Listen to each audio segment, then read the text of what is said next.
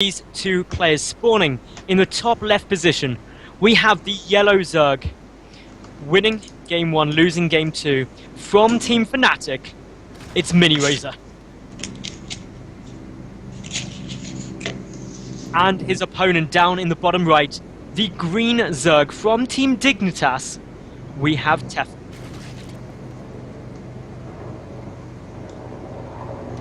No, while we have a little bit of downtime, I want to give a big shout out to Blizzard, WCS for putting on these awesome tournaments, providing so much coverage or so much Starcraft action every single day. A big shout out to GameSocial TV for helping produce this stream, and anyone else we need to plug. ESL. Yep, ESL. Doing a fantastic job putting on these tournaments, and to all the players. These games, I mean, we're just casters. All we do is talk about the games. These games will not be brought to you without the players. So big shout out to all of them. And we have 4 days of qualifiers. Day 1 was yesterday. Day 2 is today. And then we have 2 more, Saturday and Sunday of next weekend, where we will both be casting again. Don't remember which days, though. Of course, these will all be going on, and then after the qualifiers, there will be all of the group play, all of the bracket play, which we will be bringing to you as well. So all throughout June, this is going to be some epic StarCraft action. Oh, yeah. That you should not miss out on. So make sure you follow this channel, everyone, because there's going to be so much good StarCraft coming up. Now, for this game, both players are currently getting down their spawning pools. We don't have much crazy going on yet. Acheron Waste is a relatively large map, but funky things can happen. And, well, I'm really buzzing at the moment, so I don't know if you've noticed that, but I'm getting so hyped as we're getting into the later stages of this qualifier.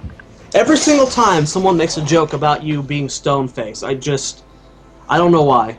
It shouldn't be that funny, but I cannot control the laughter. It's my webcam dies on one cast, and I have to put a picture up. And like Twitch, you can't get over it. Legit, guys. I'm not a ventriloquist or a robot, or maybe I'm a robotic ventriloquist. You will never know because you can't actually see me. You can just see my picture. But dun dun dun. Those jokes. I don't know why. Every single time, though, it cracks me up. But yeah, we do have a Speedling opener here from Miniraser. I think he did this game number 1. Really quick speed. It did a little bit of harassment. We saw him kill a few drones and then followed up into the Muta play. Tefel playing more normal like he did game number 2, or 1 and 2 as well, going for the pull first into the hatch and then followed up by the gas. Now, this isn't really likely really trying to force Tefel to defend massively. Miniraser, unless he pumps a huge number of speedlings, which is unlikely, it'd really be a 2-base speedling all in. He's not trying to win straight out right here. He's just trying to deal a little bit of damage, force a couple of units, and really put a bit of pressure on Tefel while he drones up behind it. However, you've got to be careful of counterattacks there. In terms of the gases that these both have taken, we see that, once again, Miniraser has pulled all but 1 drone out of gas. So has Tefel, though. They both start up speed, go down to 1 drone mining gas, and then really transition into just droning heavily. Tefel's played the same opener all 3 games. It's Miniraser who showed a more diverse style. So, I mean, it shows that as long as you have good control, it doesn't really matter what you do. On Tefel's end, you can defend against pretty much anything. It's very hard to, as long as you get your bailing nest timing. You see that he's getting a spine collar, so he's going to be defensive again. He's actually played defensive all 3 games. He's built the early spine collar. He's never once been the aggressor. Yeah, it's a good point you make, though, Zoya, and something that has influenced this series so far. But ultimately, bailing nest on its way down for Miniraser. Really quite standard. Meanwhile, Tefel choosing to get his spine caller out slightly quicker. A bit more of a defensive play there. Both players are droning, though, quite nicely. We see the drone counts fairly equal. Nothing really standing out yet, other than really the fact that speed has finished up slightly quicker for Miniraser, but he doesn't have many Zerglings out to really optimize on that. But as I say that, 14 start up into production. He is going to go for and try and put on a little bit of pain, probably getting down quite a few banelings as well with his bailing nest syncing up. Very similar build to what he did in game 2. Yeah, I mean, this guy's style is pretty... he opens aggressive, which is fine. I like aggressive openers myself in ZVZ. We'll have to see if he can make anything happen. Game 1, he was able to kill off 6 drones and able to do a little bit of harassment in the main base as well. Game 2, he was completely shut down. We'll just have to see. He's already begun droning up and started his lair immediately, so this is just going to be exactly like Game 1 where he did a little bit of light aggression. We'll have to see if he can make it work. This is going to be, well, really aggressive. In come the Zerglings, though, and as we can see, the Queen is going to get ignored, so the Spine Caller is just running straight up towards the main base. One Baneling gets a huge detonation, just popping in time. Miniraser, that got shut down. That got shut down so hard, it was It was like dropping a brick out of a window. Ouch. That was the worst simile I've ever heard. That was like puntastic bad. That was awesome. I am impressed.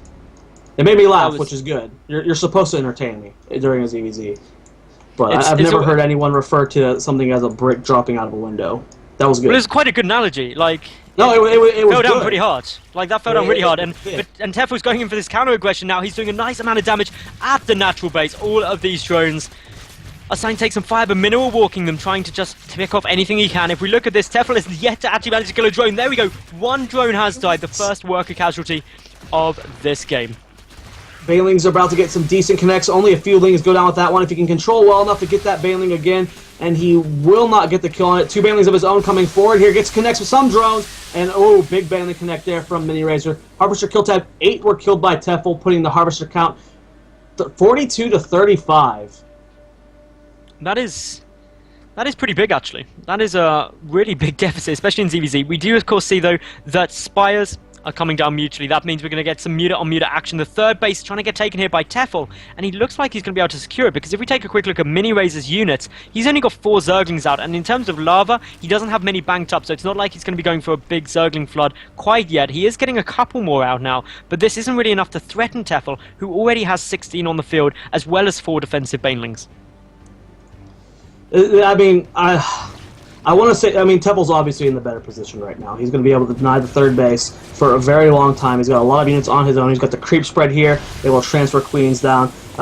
Spires are finishing up relatively the same time, and gas count is actually 300 in favor of Tefel. Just shows you, you know, how much quicker he got his gas, how much less he invested into the Bailing defense, and, you know, the third base is really going to be kicking in for him soon, too. So, I mean, going into this mid-game, Tefel's definitely going to have a head start. A very big head start, actually.